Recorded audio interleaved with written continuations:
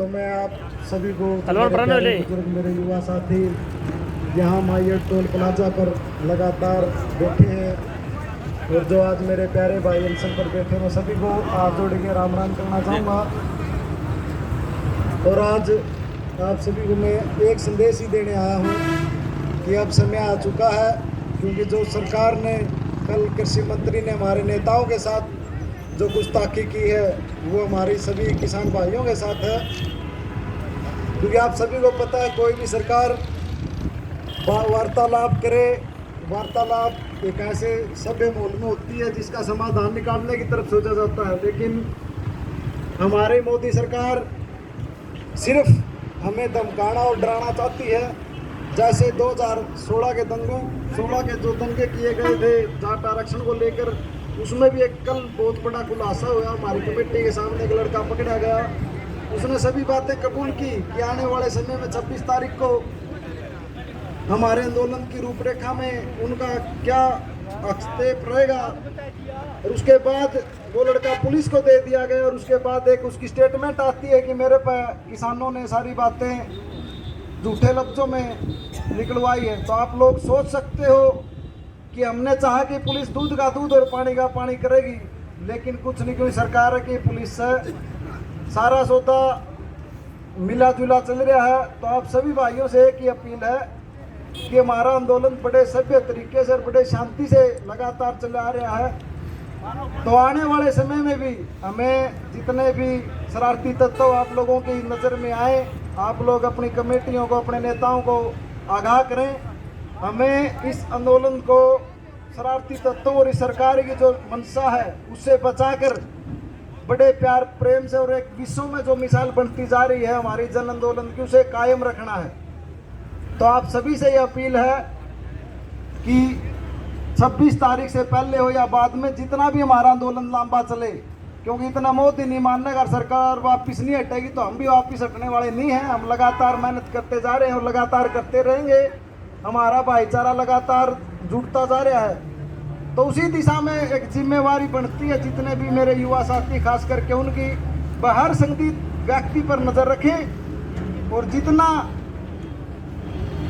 शांति के साथ में, प्रेम के साथ में और बड़े के आशीर्वाद के साथ में हमारे बुजुर्ग जो हमारी ड्यूटियां लगाए उन पर भी हमें खरा उतरना है। तो आप सभी भाइयों से यही एक छोटी अपील करने के लिए मैं आज माइयर टोल प्लाजे पे आया हूँ। अब मैं आप लोगों को क्या करें, बोला हमारे देश में सुभाष चंद्र बोस जी की जयंती भी है और उनकी क्रांतिकारी मुहिम आप सबने देखी है। तो आज मैं सभी भाइयों से एक और अपील करूँगा। ये तो बड़ी अच्छी बात है कि आज जयंती के समय हमारा आंदोलन चल रहा है। तो मैं सभी भाइयों से यही अपील करना चाहूँगा कि आज सुभाष चंद्र बोस की तरह हमारे माइयर टोल प्लाजा पर सुभाष चंद्र बोस जी की जयंती के उपलक्ष्य में ब्लड कैंप भी लगा हुआ है। बड़ी अच्छी शुरुआत है और ऐसे क्रांतिकारी से हमें सीखने को बहुत कुछ मिला है। आज हम इस न्याय युद्ध की लड़ाई में, जन आंदोलन में हम ऐसे क्रांतिकारियों के विचारों को आगे चलकर सिर्फ यही कहना चाहेंगे कि हर घर गले आज इस समय इस टाइम एक क्रांतिकारी को बाहर होना चाहिए। और सभी माताएं और बुजुर्गों से मैं आशीर्वाद करता हूं कि आप अपने लड़के को सुभाष चंद्र बोस और भगत सिंह जैसा क्रांतिकारी बनाकर इस आंदोलन में भेजने का काम करें।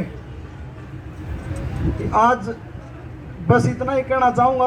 आगे समय मिला तो आप सभी के बीच में फिर आने का कष्ट करांगे।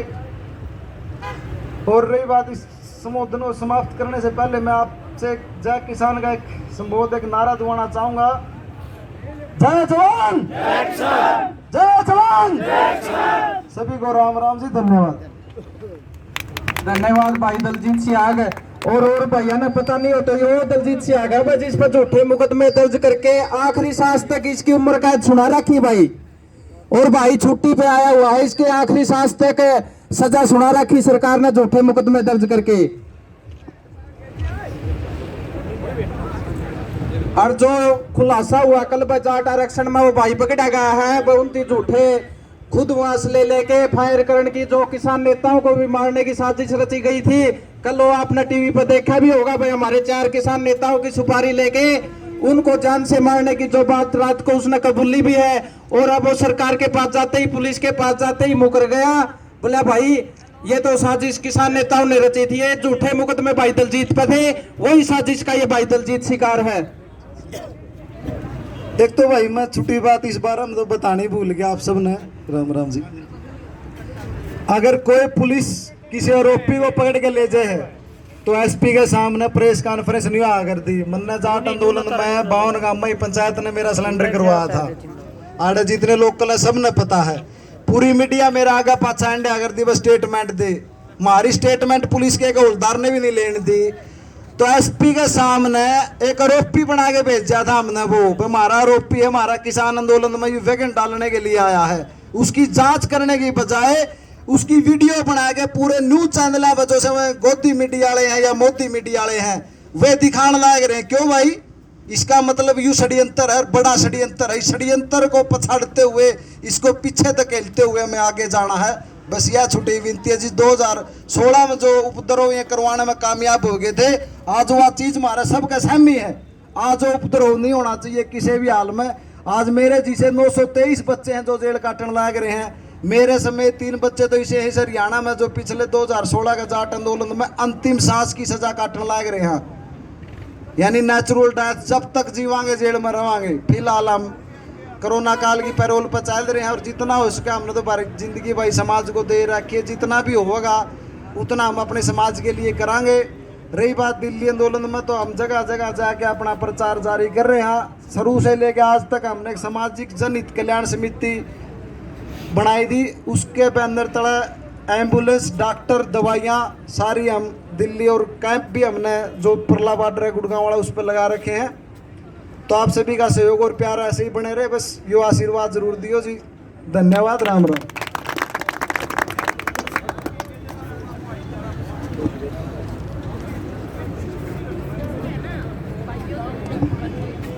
लो भाई की एक छोटी ही रिक्वेस्ट और आई है, एक छोटी बात और बोलांगे। तो सर छोटू राम जी जो हमारे किसानों के मसीहा रहे हैं, ये उनके लिखे शब्द हैं। दूसरे लोग जब सरकार से नाराज होते हैं तो कानून तोड़ते हैं, पर किसान जब नाराज होगा कानून नहीं तोड़ेगा, सरकार की पीठ तोड़ने का काम भी करेगा। ये तो करना ही पड़ेगा भाई। नींद ने हाल मारे मारे कर रखे हैं। आगे तो और चक्की में आ जियो, ये बाबे वाले कच्चे वाले नहीं आओगे। धन्यवाद भाई दलजीत सिसाई।